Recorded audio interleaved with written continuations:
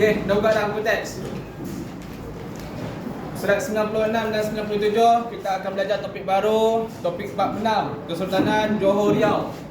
Setelah berakhirnya Kesultanan Melayu Melaka pada tahun bila? Pada tahun bila? Ha? 1911 1511. Okey. Waris ataupun Sultan Mahmud Shah telah melarikan diri ataupun menyelamatkan diri ke Johor lah dan membuka pentadbiran baru. Okey. Ini betul apa tuan-tuan? Johor. Johor, yakin Johor? Yakin? Bukan Negeri Sembilan? Ya, Negeri Sembilan sana. Kuning. Kuning lagi? Merah. Hitam. Lagi? Merah. Bendera Selangor. Kuning. Merah. Putih. Okey, hari ini kita akan belajar tentang Johor. Okey, seterusnya pada muka surat 96, 98 dan 99. Okey, fokus pada apa nama ni, papan tulis ataupun papan putih. Objektif pelajaran kita ada dua hari ini. Yang pertama menjelaskan kronologi pengasasan KJR Kesultanan Johor Riau. KJR Kesultanan Johor Riau. Yang kedua adalah menzahirkan pendapat kepentingan kelangsungan warisan pentadbiran negara. Yang ini hebatlah, nanti kita bincang bersama-sama insya-Allah. Okey. Disebabkan kalian tidak ada nota dan kalian kena salin ni lah. Ke kalian nak salin buku teks kalian? Dari depan ke buku teks? Depan. Ingat ya, start minggu depan buat nota dekat rumah dan kita akan bincang dekat sinilah. Tapi nanti dulu, saya akan terangkan dulu. Nanti dulu sabar dulu, tenang-tenang dulu. Okey, Kesultanan Johor Riau. Dia diasaskan oleh siapa? Diasaskan oleh waris Kesultanan Melayu Melaka. Siapa waris dia? Sultan Mahmud Shah. Yang pertama. Faham? Sultan Mahmud Shah ni ada 2 orang ke 3 orang? Tapi basically ada 2 orang lah. Okey, diasaskan oleh waris Kesultanan Melayu Melaka. Warisan kegemilangan Kesultanan Melaka telah diteruskan oleh Kesultanan Johor Riau, iaitu daripada sistem pentadbiran dan pemerintahan dan juga wilayah jajahan dan takluk. Maknanya basically apabila bila Kota Melaka jatuh, dia tidaklah menjatuhkan Kesultanan Melaka itu tersebut. Sebab apa? Orang Melayu itu berpegang teguh ataupun berpendapat bahawa kota itu boleh dirobohkan dan dibangunkan sesuka-hati. Tetapi apabila sultan tersebut mangkat, maka berakhirlah satu kerajaan tersebut. Jadinya selagi mana sultan tersebut hidup dan selagi mana sultan tersebut terselamat, maka dia boleh membina kota pemerintahan yang baru dan meneruskan legasi-legasi yang seterusnya. Dan boleh dikatakan bahawa Kesultanan Johor Riau ni merupakan kesinambungan Kesultanan Melayu Melaka. Okey, basically hampir samalah, tapi lain tempat. Okey. Setelah pengasasan ni, pengasas dia Sultan Alauddin Riyad Shah yang pertama, atau nama sebenar dia Raja Ali. Raja Ali ni merupakan putera Sultan Mahmud Shah yang pertama. Sultan Mahmud Shah siapa? Sultan Mahmud Shah siapa? Siapa? Siapa? Siapa Sultan Mahmud Shah yang pertama? Waduh kawan. Saya baru terangkan tadi. Sultan Mahmud Shah merupakan waris bapa dia, bukan. Sultan Mahmud Shah merupakan sultan terakhir Melaka. Tengok datang minggu lepas. Tengok. Sultan Mahmud Shah Melaka, dia pergi ke mana dulu? Sultan Mahmud Shah melarikan diri ke mana dulu? Bentan. Bentan. Lepas terus ke Bentan. Okey. Anak dia, putera dia membuka Johor. Pengasas Sultan Alauddin. Putera Sultan Mahmud Shah. Okey, pengasas dia. Tingkat je ni je. Lepas tu seterusnya pusat pemerintahan. Dia ada 3 pusat pemerintahan. Yang pertama adalah Kota Kara, Pekan Tua. Yang kedua adalah Kota Sayong, Sayong Pinang, di Sayong Pinang. Dan ketiga adalah Kota Batu, Johor Lama. Kenapa ada 3? Kenapa ada 3 pusat pemerintahan? Sebabkan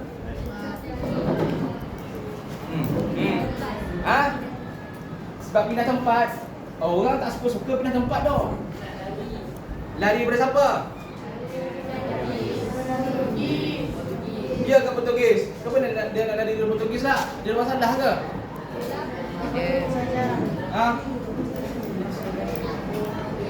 Nak bunuh? Siapa nak bunuh apa? Okey. Disebabkan kena serang dengan Portugis. Betul lah Portugis. Tapi sebab apa lagi kena serang? Sebab pada zaman awal Sultan Alauddin dan beberapa sultan seterusnya cuba merebut kembali Kota Melaka yang telah dikuasai oleh Portugis. Portugis sejak tahun 1511 telah menguasai Kota Melaka, betul? Dan menyebabkan Sultan Mahmud Shah melarikan diri ke Bentan. Lepas Bentan di mana? Tempat mana di Bangkat dah, belah Bangkat. Okey. Dalam usaha Sultan Mahmud Shah, beliau juga telah menyerang Kota Melaka untuk mengambil semulalah Kota Melaka tu. Sebab apa? Siapa dia nak ambil Kota Melaka? Banyak hasil, bagus. Dalam perdagangan, banyak sumber kewangan lah senang kata. Jadinya sumber kewangan tersebut telah dikuasai oleh Portugis. Siapa tak nak duit kan? Ada siapa tak nak duit ke? Kau tak nak duit? Kau yakin? Baru nak tak duit. Okey, disebabkan itulah tempat beliau, tempat yang menghasilkan semua kewangan dengan mudahnya. Itulah nak ambil balik lah. Dan ia diteruskan oleh anak cucu beliau, antaranya Sultan Alauddin bin Shah. Ada seterusnya lah. Dan disebabkan serangan-serangan tersebut, Portugis menyerang kota Johor dan menyerang inilah pusat pemerintahan. Senang kata, dengan anggapan beliau, jikalau kita menyerang pusat pemerintahan, ia akan menjatuhkan sebuah negara. Tapi falsafah kita berpegang sebaliknya, kita berpegang teguh kepada sultan. Di mana ada sultan, di situ ada pusat pemerintahan. Itu keyword dia. Faham? Di mana ada sultan, di situ ada pusat pemerintahan. Okey Contoh 3. Okey, garis masa. Garis masa Kesultanan Johor Riau ni diperintah oleh 2 keturunan. 2 keturunan yang berbeza tapi jalur yang sama. Faham? Yang pertama keturunan Kesultanan Melayu Melaka lah, daripada tahun 1528 sehingga tahun 1699, iaitu dimulai oleh Sultan Alauddin bin Shah yang pertama, yang terakhir adalah Sultan Mahmud Shah yang kedua. Siapa pernah tengok Sultan Mangkat di Julang? Cerita lama, cerita Melayu lama lah. Sultan Mangkat di Julang. Tak tengok? Pernah dengar? Tak pernah dengar? Okey, Sultan Mangkat di Julang ni, dia merupakan keturunan terakhir sebelum dia dibunuh lah oleh Laksmana Bentan disebabkan hal-hal tertentu. Contohnya hal tersebut adalah, dia kisah luar lah yang saya kongsikan. Ketika itu Laksmana Bentan tengah keluar melaksanakan sebuah misi keluar negeri lah, atas arahan Sultan, keluar misi. Tapi dia ada isteri. Isteri dia tengah mengandung. Bila perempuan mengandung, kadang ada satu penyakit, dengan bukan penyakit lah, so ada satu sifat mengidam. Betul tak betul? Betul. Betul ke salah? Laki ada mengidam lagi? Laki ada mengidam tak? Ada? Mesti ada?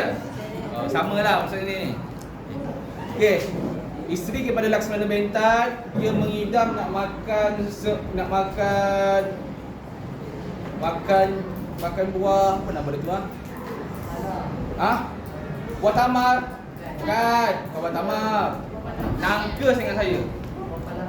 Buah nangka. Nangka ke cepadak? Dia nak makan. Cepadak atau nangka? Tapi masa ketika itu macam tak ada buah tu. Melainkan ada di istana. Khas untuk sultanah di istana. Dan isteri kepada Laksmana Bentan tu nak makan je. Nak makan satu ulas je. Makan satu ulas je tau. Makan nak rasa sebab nak mengidam kan. Lepas tu Sultan tahu.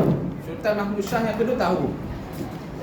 Dia tahu dan kemudiannya dia telah memerintahkan bahawa isteri kepada Laksmana Bentan tu dibelah perut. Dibelah perut. Untuk mengetahui adakah betul dia mengidam benda tu. Ya betul, dia agak begitulah cerita dia tu. Dia kisah luar yang agak itulah. Ya, dia belah perut dan akhirnya matilah, meninggallah si isteri tersebut. Dan pada ketika itu Laksmana Bentan tidak tahu lagi kerana dia tidak balik lagi. Dan apabila dia tidak dah sampai rumah, dah selesai misi dia daripada misi tersebut, dia tengok isteri tak ada. Isteri dia telah dibunuh lah, orang kata. Dan menyebabkan dia mengamuk.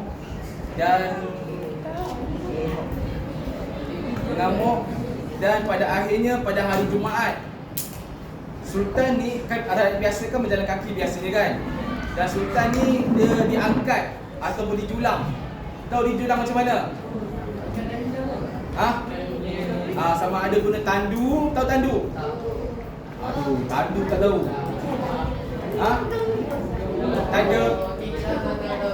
Tandu yang dia pegang oleh orang ataupun ataupun kalau ikut movie tu dia diangkat oleh dua orang. Maknanya dia duduk di antara sini kamu duduk. Sekejap. Sini kamu. Okey. Dia duduk antara dua bahu ni. Faham? Dia duduk antara dua bahu ni, dia duduk jatuh, diangkatlah, dijulang. Okey, terima kasih. Faham? Diangkat. Lepas tu hari Jumaat. Dan kalau ikutkan tengok kisah tu lah dan dia ditikam lah. Berlaku sebuah dialog, lepas tu ditikam oleh Laksmana Bentan untuk membalas dendam lah. Kerana isteri telah dibunuh untuk perkara yang agak remeh-temeh. Begitulah ya. Itulah. Dan Sultan Mahmud Shah yang kedua. Dan disebabkan dia juga tidak mempunyai anak, keturunan, maknanya berakhirlah sudah keturunan daripada waris keturunan Melayu Melaka. Dan disambung pula keturunan seterusnya, keturunan Bendahara Johor. Bermula daripada tahun 1669 sehingga kini. Maknanya Johor sekarang ini telah dipimpin oleh keturunan Bendahara. Okey, yang saya katakan tadi, dia dua keturunan yang berbeza, satu jalur yang sama. Kenapa satu jalur yang sama? Kenapa satu jalur yang sama? Dan kenapa keturunan Bendahara boleh memerintah Johor? Kenapa? Persoalan saya. Kamu boleh jawab? Kenapa jalur keturunan Bendahara Johor boleh memerintah Johor? Kenapa? Sebab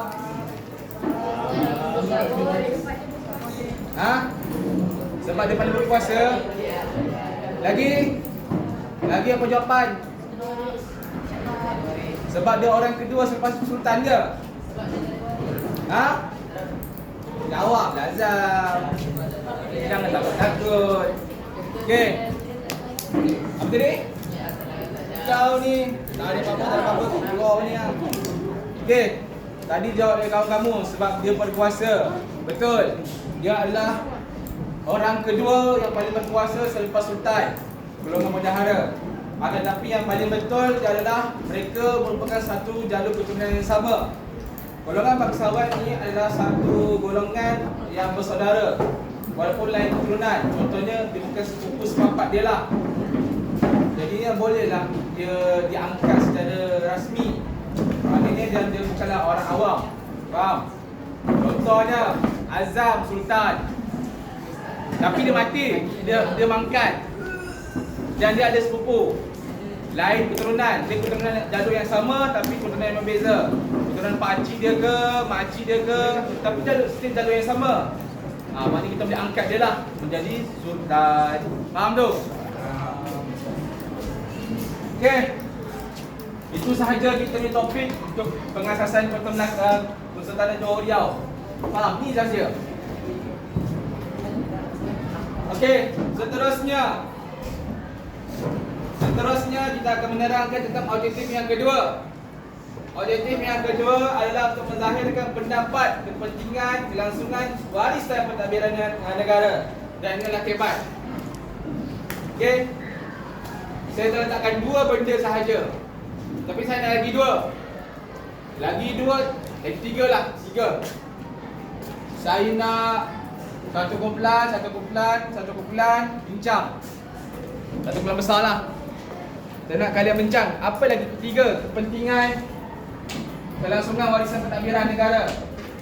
Yang saya letak dua saja. Yang pertama adalah mengekalkan identiti bangsa dan negara supaya tidak hilang jati diri kita lah. Faham? Kalian ada jati diri tak? Kalian ada jati diri tak? Jati diri kalian berpusat kat mana? Apa? Selangor.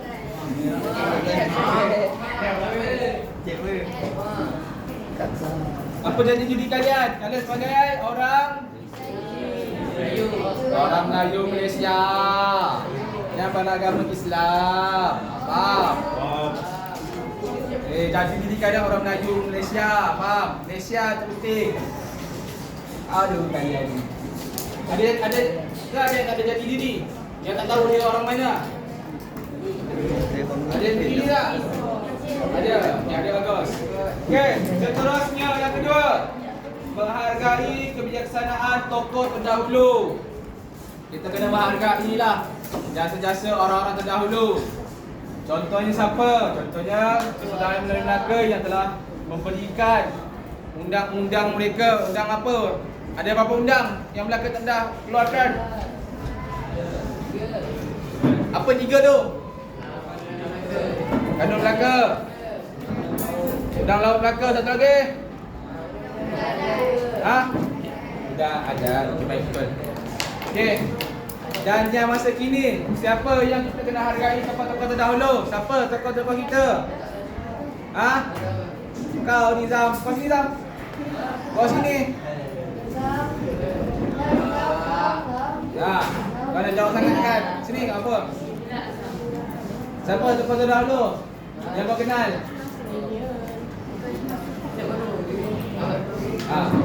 Siapa? Datuk apa? Datuk Bahman. Boleh. Datuk Bahman, Mak Kilau. Siapa lagi? Tok Jagot. Tok Said. Yang terkini? Saya Sadik. Wow, dia dahulu sangat tu. Okey, siapa lagi yang terkini? Anak Ibrahim bolehlah DPM yang terdahulu. Yang terdahulu tapi terkini. Najib, Datuk Seri Najib lagi. Datuk Mahathir lagi. Rahman. Dah itulah. Dan sebagainya lah. Kita kena menghargai mereka dan kebijaksanaan mereka memimpin negara kita. Woi. Gimana kau? Okey. Dah, diam. Mana dulu takkan duduk? 10 saya lepaskan kamu. Dah masuk 90 kan? 10.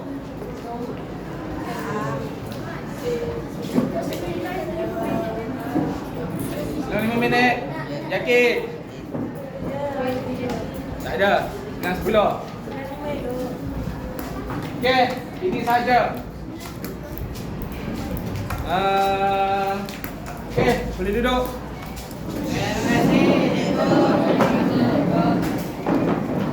Saya nak kamu kamu salin dan berbincang sekarang juga. Okey, go.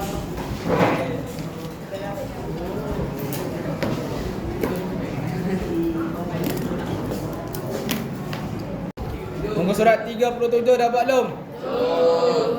Tak buat lagi? Okey. Formula 37 sehingga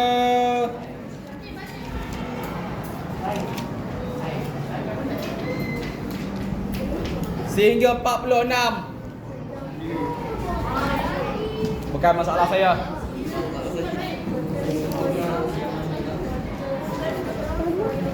Yang bagian struktur je. Esei tak perlu buat. Struktur, objektif.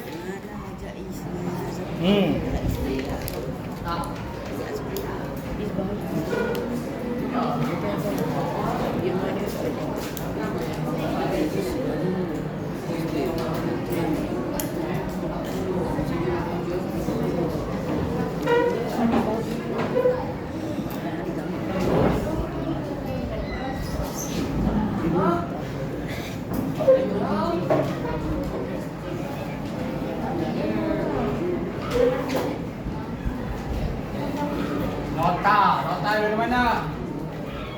Nota sampai bab 5. Bab 5 semua sampai bab 6, 6.1. Bab 5 sampai mana bermula? Saya lupa dah.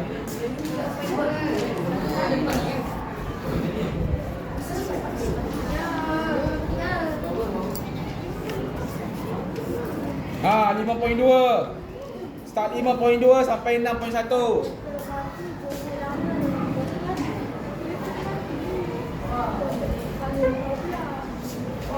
Faham dua ni?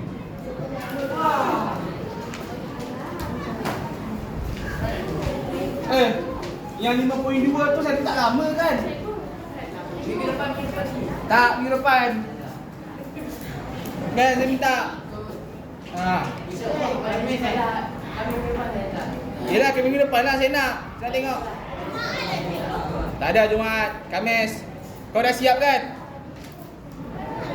Tinggal kita sekolah tinggal kan? Ha, buat tu je lah.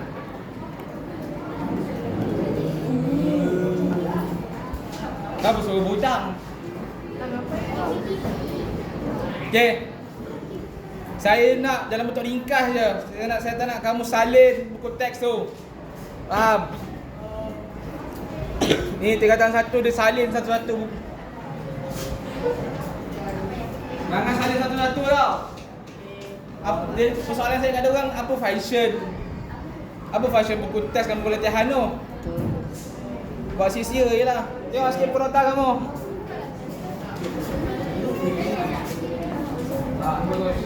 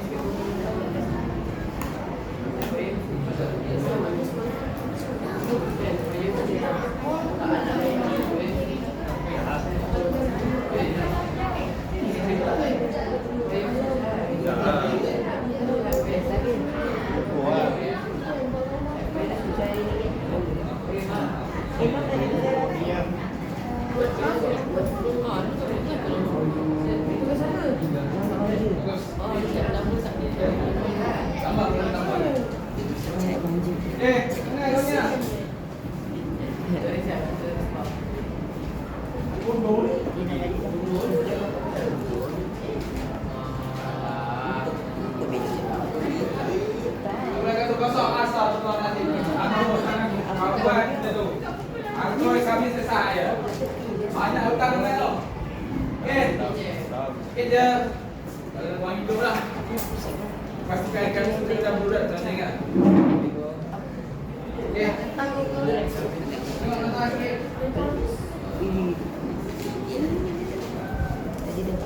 Bukan kami.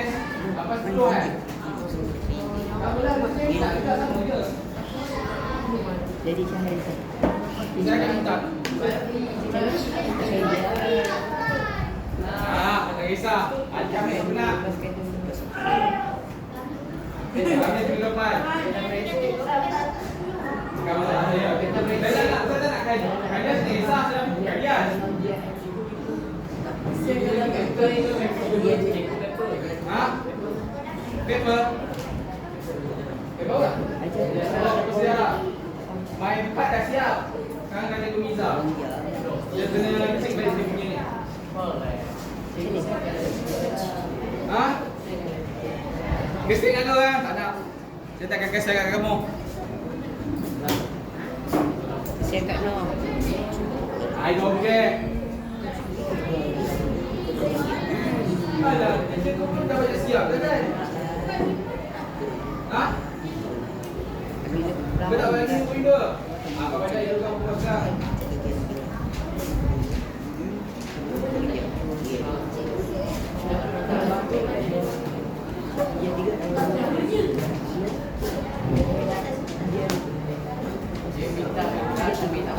Mana ada kau?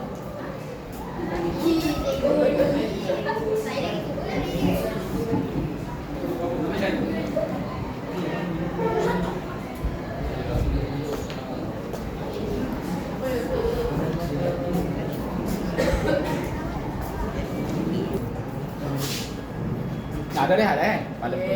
Terus kita keluar. Sampai ke 11 pun saya tak apa. Terus kita keluar. Halo. Tengah ni. Penutup. Sebab saya tahu kalian kan apa nama dia tu fokus sangat kan kadang kan. Betul. Okey. Hari ni topik pelajaran kita adalah pengasasan Kesultanan Johor Riau. Johor Riau ada dua. Johor Riau lama dan baru. Johor lama dan baru lah Johor Riau tak. Okey. Kesultanan Johor Riau diasaskan oleh siapa? Sultan Alauddin Riyad Shah yang merupakan waris apa?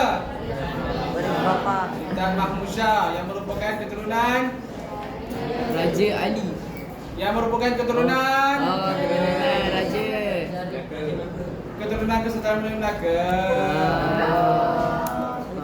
Aduh, yang menjadikan bahawa KJR ini merupakan sambungan apa?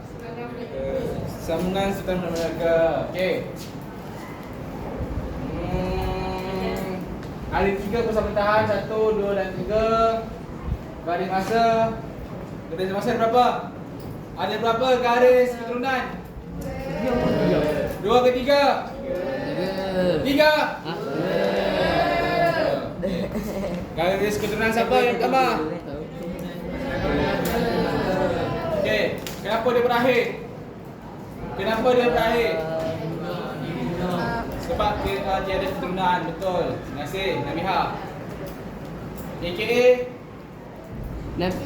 Hanabi. Okey, yang pertama. Dan disambung terus oleh keturunan Bendahara Johor. Boleh ke Bendahara Johor mewarisi tahta kesultanan? Boleh ke? Sebab apa boleh? Sebab mempunyai jalur keturunan yang sama walaupun berbeza keturunan. Faham? Okey, 2 benda ni je. Ni lagi 2 saya minta tadi. Lagi mana? Tak asyik telefon raja. Apa? Yasin. Saya minta kepentingan. Okey, kita lah kepentingan. Minta saya lagi 2. Saya minta lagi 2 je, saya carikan. Taat kepada Sultan, perlombaan, betul kita apa? Kedaulatan undang-undang. Undang-undang. Kesabaran kesusilaan. Tak, ada penting lagi 2. Lagi 2 saya nak. Okey, yang pertama menggegarkan identiti bangsa dan negara. Ada tak? Korang ada identiti tak? Siapa tak ada identiti?